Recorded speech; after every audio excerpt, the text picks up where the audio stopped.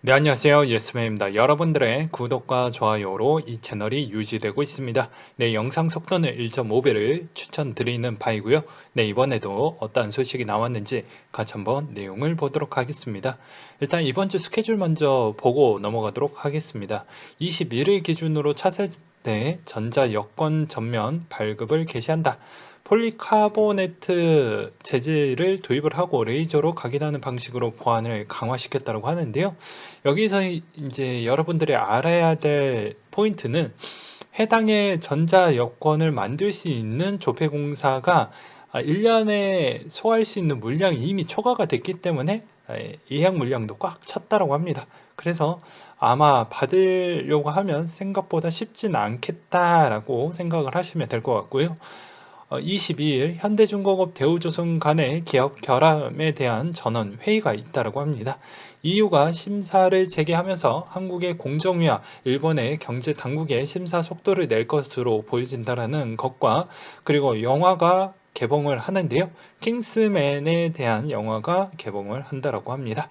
그리고 23일 한국금융안정상황 점검회의가 있다고 하는데요. 큰 틀로는 미국의 테이퍼링, 코로나 재확산 등의 대외 여건의 불확실성을 높은 만큼 금융시장의 안정에 따른 이야기와 금융시장 불안이 실물 경제에 부정적 영향을 미치지 않도록 적극 대응할 방침 또한 갖고 있다고 합니다. 그리고 미국의 크리스마스 이브로 휴장이 들어가게 되고요. 그리고 12월 월 중에 연준의 퀄스 부의장이 사임할 예정을 갖고 있다고 합니다. 그래서 이제 부의장으로 브레이너드 연준 이사를 지명이 됐기 때문에 이것 또한 또 분위기를 좀 봐볼 필요성이 있거니와 그리고 연준의 이사가 22년 3월 테이퍼링 종료 이후 금리 인상을 할 수 있을 것이라는 전망치를 내놓기도 했었습니다.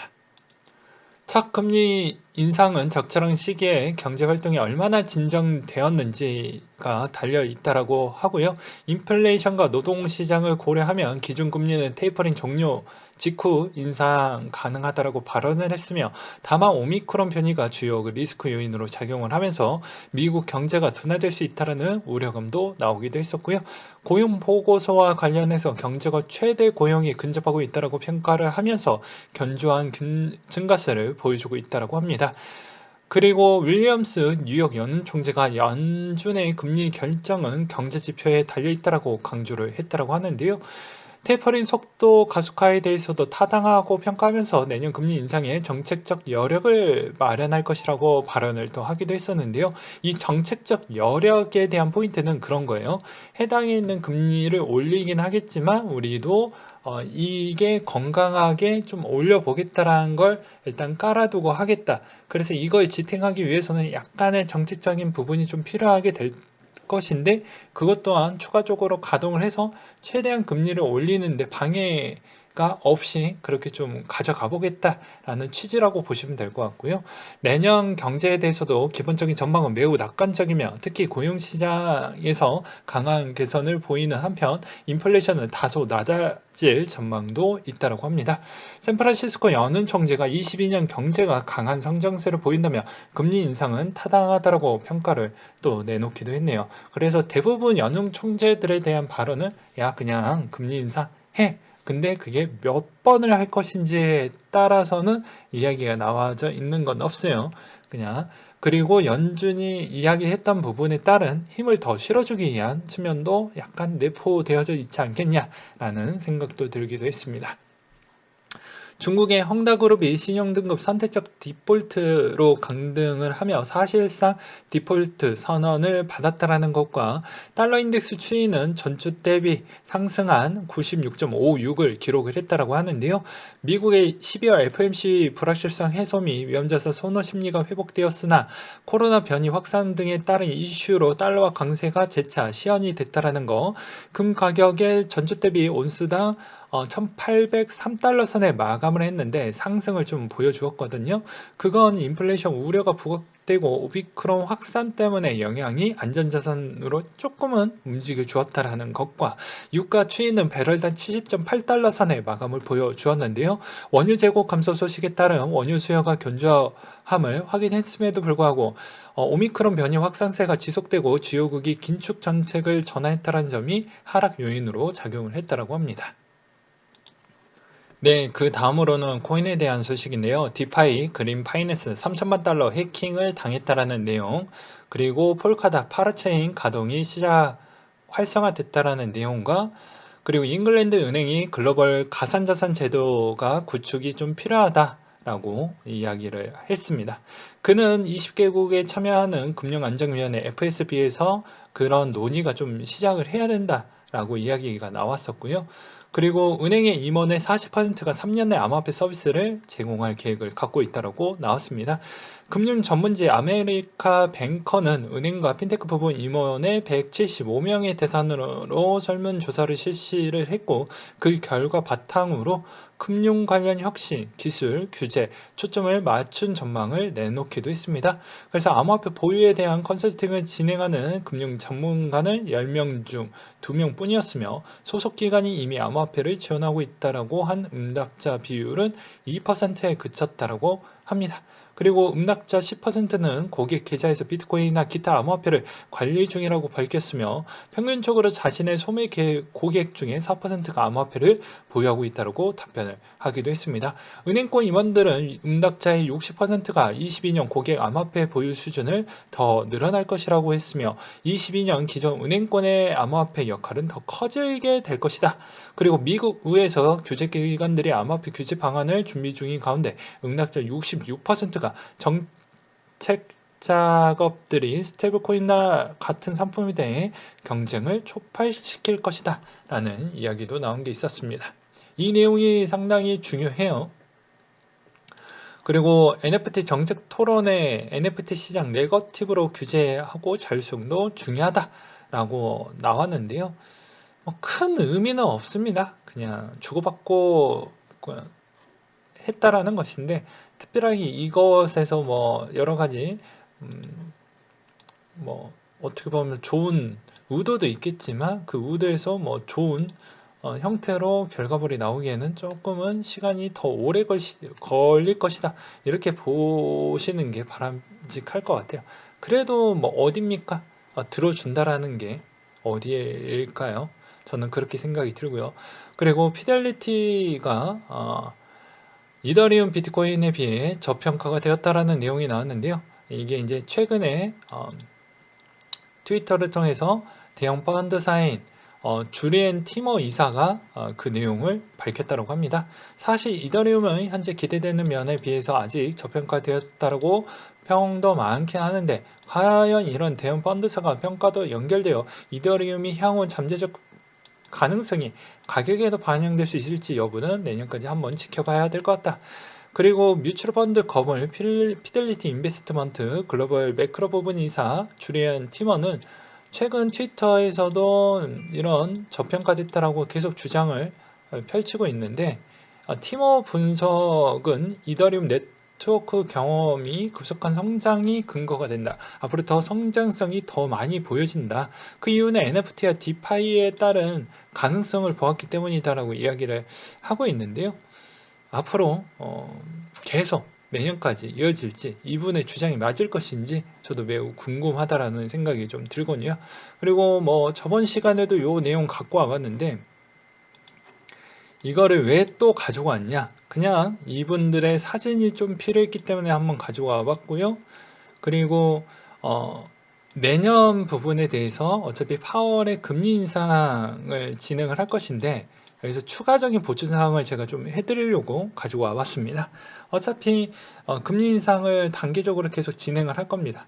그러면서 여기에서 포인트는 이제 올릴 때 약간의 체력이 좀 후달리거나 좀 문제가 발생을 하거나 이런 측면이 하나가 있겠고 그걸 어떻게 정책적 기반으로 방어를 할 것이냐가 관건이 될 것 같고요. 그리고 두 번째로는 이 부분이 가장 중요할 것 같습니다.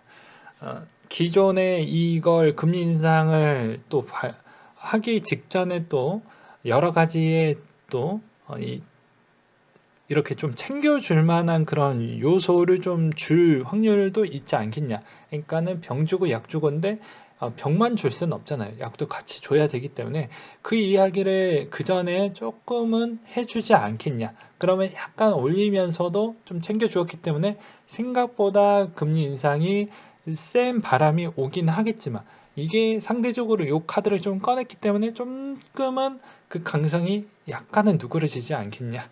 라는 그런 측면도 있어요. 그래서 그 다음에 나올 수 있을 만한 파월의 그런 이야기가 매우 중요해질 것 같습니다. 근데 막연하게 일단은 인플레를 잡아야 되기 때문에 요 단맛을 언제 꺼낼 것인지 아니면 애초에 내년에 곧바로 같이 꺼내면서 같이 시장의 눈치를 좀 봐야 돼. 같이 이야기를 할 것인지 이것이 상당히 암호화폐 시장에서도 좀 중요해질 것 같은데요. 최근에 기사를 보았을 때는 이제 두 가지 측면이 좀 있습니다. 그거는 아무래도 오미크론의 89개국에 발견이 됐고 이게 다시 빗장을 걸어 잠그는 부분이 좀 생겼는데요. 보게 되면 덴마크, 네덜란드, 영국 같은 경우도 일부적으로 지금 진행을 하고 있기 때문에 이걸 어디까지 좀 봐야 될까? 너무 기존에 좀 많이 고생을 했기 때문에 기존의 국가들의 예전만큼 그대로 또 진행을 하다가 나중에 조금 시간이 좀 지나면 그제서야 다시 또 풀어주는 효과로 갈 것이냐. 그러니까 이게 왔다 갔다 할 수밖에 없는 건 저도 알겠지만 너무 과민 반응하게끔 그렇게 가져간 거 아니겠냐라는 그런 의견들도 꽤 많이 나오고 있습니다. 해당 뭐 과거 데이터를 보게 되면 최근에 뭐 델타까지 왔었을 때 약간의 빗장을 열어주었던 배경은 과거 대비 사망자 수가 좀 많이 현저하게 줄어들었고 그만큼 국가가 이 바이러스에 어느 정도 대응의 영역에 들어왔기 때문에 이걸 어느 정도 빗장을 열어준 이유가 있었거든요. 그게 이제 물론 백신으로 어느 정도 처리가 가능했다라는 이제 시간이 좀 지났으니까 누적 데이터를 보고 그렇게 판단을 했던 것이죠. 근데 약간이라도 이제 정치인은 아무래도 여론에 대한 그런 문매와 또 반대론자들에 따른 그 방어 수단이 있어야 되기 때문에 뭐가 됐든 간에 보수적으로 좀 더 가져갈 수밖에 없다라는 거. 그래서 이것을 어떻게 또 시장은 바라볼 것이냐도 매우 중요할 것 같습니다. 그리고 이게 좀 오래 가면 또 반사적으로 오히려 P2E 시장이 생각보다 더욱더 빨라질 것이다라고 볼 수가 있는데 그거는 이제 코인 쪽은 이제 힘이 더 강해지는 것보다 오히려 가격이 조금만 방어해주는 역할로 쓰이게 될 것이고 내년에도 이게 좀 더 오래 갈 것이다라고 하면 아무래도 뭐 기타 국내 게임사들 특히 위메이드나 뭐 NC 같은 쪽이 훨씬 더 빠르게 신작이나 나머지 부분에 따른 그런 거를 더 빨리 준비를 할 것으로 보여지거든요. 왜냐면 기간이 더 길어지니까 어떻게 보면 더 게임할 수 있는 좋은 조건, 좋은 환경, 그리고 P2E 쪽에 좀 더 외국계 이용자 수가 계속 유지가 된다라는 그런 어느 특별적인 테마성이긴 하겠지만 그런 게 잘 갖춰져 있기 때문에 그 시기를 놓치지 않고 아마 공략하지 않을까 싶고요. 그 다음에 약간의 좀 걱정거리는 아무래도 바이든 표의 1.7조 달러 사회 인프라 법안 결국 무산의 위기에 있다. 민주당 중도파 강력 반대 의사 1000명, 그리고 바이든 독대로 창사한 듯 하다 입장 바꿨다. 대통령 동료 의원들과 약속 위반 강력 비판하고 있고, 백악관 측에서는요. 그래서 이 내용의 뭐 간단한 요지는 그런 겁니다. 이제 최근에 이제 글로벌 기업들이 로비를 좀 많이 하면서 여기를 좀 이렇게 치는 경향이거든요. 왜 치냐? 그러니까 인프라 부분을 어디서 지원을 마련했죠? 세금으로 지원을 했죠. 그것도 법인세 부분으로. 그러다 보니까 기업들이 약간의 이제 이런 형태로 계속 해서 어느 정도 이거를 시작을 할 것이냐가 상당히 중요하게 될 것인데 아무래도 금리 인상 시점에 맞춰 갖고 해야 됩니다. 아무리 늦는다라고 해도 그래야지 이게 사회 안전망도 구축이 되면서, 그리고 기존의 재난지원금이 어느 정도 바닥을 찍는 시점에서 다시 재고용 효과가 나와주면서 금리 인상을 올릴 수 있을 만한 요구 조건이 딱 갖춰지게 되는데, 요게 약간 시간 끌기로 가게 되고 또 힘들어지게 되면 좀 골치가 아프다라는 것이죠. 이거는 결국 또 전체적인 투자 자산 시장에 별로 좋지가 않습니다. 왜냐하면 선순환 구도가 안 되기 때문이죠. 그래서 그런 측면도 좀 봐야 되지 않겠냐. 그리고 한컴 위드에서 NFT 거래 플랫폼에 한컴 아트피아를 오픈을 했다라는 내용이 하나가 나왔던 게 있었고요. 업비트의 가산자산 오입금 복구 요청 중이 96% 이상은 복구를 했다라고 하는데, 여전히 문제가 많습니다. 아무리 글로벌 거래소라고 해봤자 이 정도 수준이다 라고 볼 수가 있게 되는 측면이 좀 안타깝다라고 설명을 좀 드리고 싶거니와, 그리고 그 다음으로 또 재밌는 게 22년도 메사리 리포트에서 나왔던 내용이 있었는데요. 이제 여기에서 나왔던 내용이 주로 다뤘던 큰 부분만 좀 보고 넘어가도록 하겠습니다. 일단 제도권 정치 및 경제체제에 대한 불신과 크립토는 웹3의 숙명적이다라고 이야기를 했습니다. 그러니까 그리고 브릿지, NFT, 다오 부분에 따른 언급이 좀 있었고요. 그리고 가상시장의 세분화가 좀 필요할 것 같다. 그리고 크립토 펀드 부분이 유입이 좀 많이 들어왔기 때문에 생각보다 앞으로 미래적으로 좀 기대감을 가져볼 필요성이 있다. 상승 가능성은 생각보다 더 괜찮다. 이더리움도 마찬가지다. 그 외에 나머지 특징적인 부분도 괜찮을 것이다. 디파이 부분도 나쁘지 않는다라고 그렇게 내용이 써져 있더라고요. 그래서 앞으로 이쪽에 따른 문제는 저번에도 이야기를 했지만 단기 약제, 장기 호재, 규제 부분. 근데 그 규제의 강도가 약, 중, 강이 있으면, 강으로 가면 우리한테는 단기 약제, 장기 약제, 중기로 가냐, 약으로 갈 거냐. 이것도 정치인들 마음이겠죠. 그래서 이게 상당히 중요하다. 이게 미국의 역할이 매우 크는데, 왜 미국의 역할이 왜 크냐면요. 왜 제가 미국에 대한 이야기를 많이 해드리는 이유는, 일단 해당 자료가 좀 부족해서 좀 말로 풀어서 설명을 드리도록 하겠습니다. 올해 있었을 때 채굴 부분에 따른 형태가 미국과 그 다음에 캐나다 쪽에서 좀 많이 흡수가 많이 됐거든요. 그래서 이 비중이 좀 많이 줄어들었습니다. 이 자료 데이터도 다 구할 수가 있어요.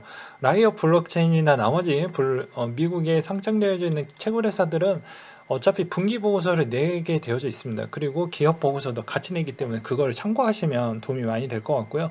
그래서 채굴 부분에 따른 효율적인 부분, 그리고 그만큼 마진율 부분, 이런 게 다 나오기 때문에 과거 대비보다는 우리가 판단할 수 있는 요소거리는 매우 좋아졌다라고 볼 수가 있는 측면이 되겠거니와, 그 다음에 투자 유저 부분도 이제 나중에는 확인이 가능한 게, 어차피 트래블 룰 내년 3월부터는 다 어차피 통합으로 진행을 하기 때문에 결과론적으로는 또 코인베이스나 그 다음에 FTX나 그 다음에 크라켄이나 이런 쪽이 어차피 상장이 되어져 있거나 상장이 추진 예정이거나 이런 쪽이 이제 다 진행이 되면 어차피 다 투명한 형태로 다 확인이 가능합니다. 그러면 해당에 있는 그 기업 보고서를 쓰려고 하는 자가 어떻게 보면은 우리가 구하기 힘든 그런 데이터를 어차피 상장이 되어져 있기 때문에 그런 쪽에서 다 보고서를 이미 어느 정도 선은 공개를 할 거라는 것이죠. 그러면 더 손쉽게 우리는 정보를 더 빠르게 취득을 할 수가 있기 때문에 이런 게 상장의 또 강점이다, 또는 단점이라고 또 볼 수가 있게 되겠습니다. 근데 여기에서 알 수 있는 건, 기존의 미국 부분이 앨런과 파월이 생각보다 요새 들어서 암호화폐에 따른 기자들이 언급을 했었을 때 왜 더 많이 받아주냐가 중요하겠죠. 제가 느끼는 바로는 매우 주관적입니다. 제가 느끼는 바로는 아무래도 그만큼에 대한 암호화폐 미국인의 유저가 생각보다 많이 늘어났다라고 볼 수 있습니다. 그거의 근거치는 너 어떻게 될래? 그건 스퀘어와 그 다음에 코인베이스에서 진행을 했던 실적만 보아도 알 수가 있다라는 것이죠. 거기서 이제 추후 2022년, 2023년에 따른 보고서가 나오면 더 우리는 확인하기가 편하겠죠. 그러다 보니까는 이제 규제 기관 입장에서는 어떻게 보면 국내의 투자자를 좀 보호하는 입장이 있고, 그러하다 보니까 당연히 그만큼 보호 체계망을 만들어 줘야 되다 보니까 과거 2018년도, 19년도 때는 그런 질문이 많이 나왔음에도 불구하고도 별로 대수롭지 않게 그냥 쌩까버리거나 막 그랬었는데, 오히려 지금은 받아주었던 이유는 그런 좀 내막이 있지 않았을까라는 생각이 좀 들었었고요. 그리고 두 번째로는 이런 기업 공개가 되면서 우리가 볼 수 있는 데이터 근거가 이제 더욱더 확연하게 나오기 때문에 굳이 퀀트의 의존도도 중요하겠지만 이런 공개된 데이터 부분에 대해서도 같이 좀, 그러니까 주식에서 공개된 데이터도 같이 보시면 더욱더 편하다. 그래서 주식을 하셨던 분들은 이런 데이터를 보시던지, 아니면 코리니 분들도 이 데이터 보기가 더 편하실 거예요. 보기 편하게 일단 만들어 놓기 때문이죠. 그래서 기존에 있었던 채굴 부분에 따른 부분도 좀 많이 줄어들면서 오히려 미국이 좀 많이 올라왔고, 그러면서 또 미국의 투자 유저 수도 이번에 엄청 많이 늘어났고, 그러다 보니까 자연스럽게 그만큼 규제 부분이 내년부터는 속도가 더욱더 가속도가 좀 붙을 거라고 그렇게 생각을 하고 있는 실정입니다. 그래서 저에 대한 생각은 이렇게 일단 조각을 맞춰 나가고 있어요. 제 조각이 맞냐 틀리냐는 어차피 해당에 있는 기업 리포트 부분을 따로 빼셔가지고 보시면 아마 어느 정도는 또 조각이 맞춰지시지 않을까 싶습니다. 그 다음으로 인스타그램 쉬운 NFT 접근 방법을 모색 중이다 라고 해서, 어차피 메타로 이름을 바꿨기 때문에 우리는 메타로 올인을 박았습니다 라는 걸 또 한 번 보여주는 형태이고, 최근에 인스타 부분으로 여러 가지 실험적인 부분을 좀 많이 하려고 하는 것 같습니다.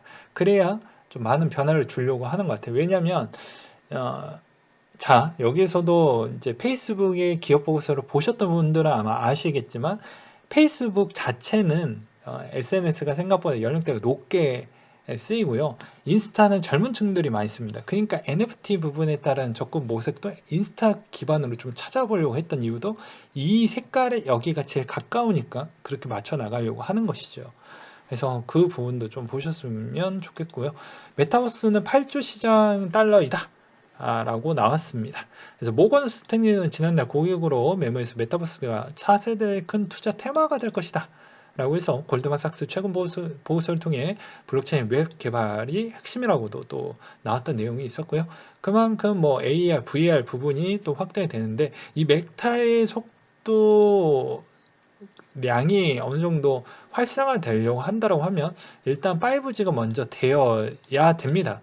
순서를 이야기를 하는 거예요. 5G가 되어야 비로소 우리가 생각했던 그 메타 시장이 열리게 되는데, 지금은 완벽한 메타 시장이라고 보기에는 조금 애매하다라고 저는 점을 붙여야 되지 않겠냐라고 생각이 들어요. 그 다음으로 글래스 노드 데이터에 따르면 아시아의 엄청난 매도, 비트코인 가격 하락의 주요 원인이 아시아 매도세 때문에 그렇다라는 이야기도 많이 나오고 있는 실정입니다. 그래서 여기서도 보시다시피 아시아, 유럽, 미국 거래 활동을 비교를 해봤다. 근데 원체인 데이터 바탕으로 아시아발 막대한 매도량이 비트코인 하락의 주요 원인으로 나타났었고, 이 매도의 추진력은 시간이 지남에 따라 점차 감소하는 것으로 보여진다. 미국과 EU 트레이더의 주도하는 반대 요인이 대신 힘을 얻고 있다. 앞서 21년 3월에도 아시아 시장의 세션이 엄청난 매도세가 나온 적이 있었다. 장기 보유자는 보유 가치가 2.5배 증가하는 결정적인 지점에 도달한다. 이 수준이 지속되면 역사적 단기 관점에서 비트코인이 대단한 강력한 수요가 있다라는 신호도 있다라고 하는데요. 이게 이제 기술적으로 반등이 나와줄지 아니면 계속 내려갈지 그런 부분이 있긴 하는데, 연말이고 해서 수급은 매우 약해질 것으로 보여지고, 연초에도 어느 정도는 대충 눈치 보기 계속 있어서 반등이 나온다고 해도 그렇게 크게 시장에 변화를 줄 수 있을 만한 요점은 안 되지 않겠냐라는 저의 개인적인 생각을 좀 말씀을 드리도록 하겠고요. 아까 말씀드렸던 NC소프트의 P2E 원조의 기한이 좀 보여진다라고 해서 22년도에 게임 출시 부분을 도약한다라고 나왔습니다. 아무래도 코로나가 길어질 것 같으니 이왕 우리도 좀 더 빨리 진행을 좀 해보자. 그리고 리니지에 따른 그런 불확실성을 조금 더 잠재우면서 주가 관리를 좀 해보려고 하는 그런 측면. 그러니까 어떻게 보면 코인과 주식의 하는 행동 패턴을 보게 되면 좀 비슷해요. 어떻게 보면 주식이 좀 더 그런 걸 신경을 더 많이 쓰는데 코인 유저 부분에 있어요. 코인 가격을 방어하기 위한 수단에 대해서 누구는 적극적으로 대응하는 그런 사람들 대표가 있거니와 또 그렇지 않은 또 대표도 많이 있거든요. 그리고 캐나다 대표가 이커머스 업체 NFT 마켓플레이스를 출시를 했다라고 하는데요.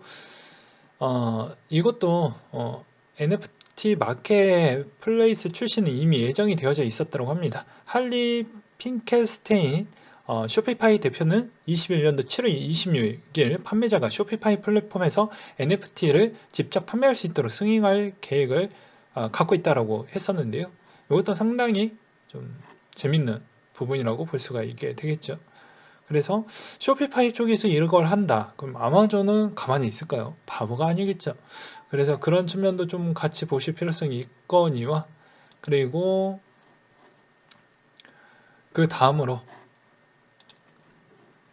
마지막으로 채굴 회사들에 따른 고민거리도 꽤 있을 것 같습니다. 야, 진짜 이게 찐 반동이냐? 아니면 매도를 좀 때려야 될까? 차익 실현을 좀 해야 될까? 아니면 계속 갖고 있어야 될까? 이게 지금은 조금은 애매한 시점이 있을 것 같아요. 왜 그럴 것 같습니까? 이 채굴 회사들도에 따른 장기적인 계획은 갖고 있는데 이 비트코인을 다 판다라는 게 아니에요. 일부는 좀 팔아야 된다라는 측면이 좀 있을 겁니다. 근데 그걸 어느 시점에 타이밍을 맞춰가지고 팔 것이냐가 좀 더 고정비 지출이나 뭐 그 다음에 뭐 기타 부분이 좀 되겠죠.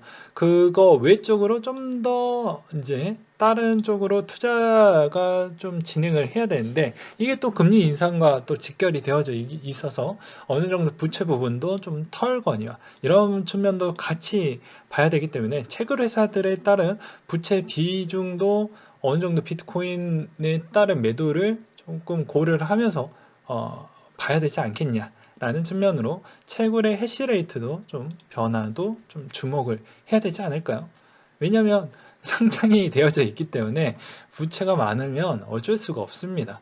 다 부채로 어느 정도 좀 커버가 돼야 주가도 방어가 되고 그게 어떻게 비트코인 부분을 많이 보유하고 있는 형태이다 보니까 자산의 현금의 캐시플로우가 별로 좋지가 않죠.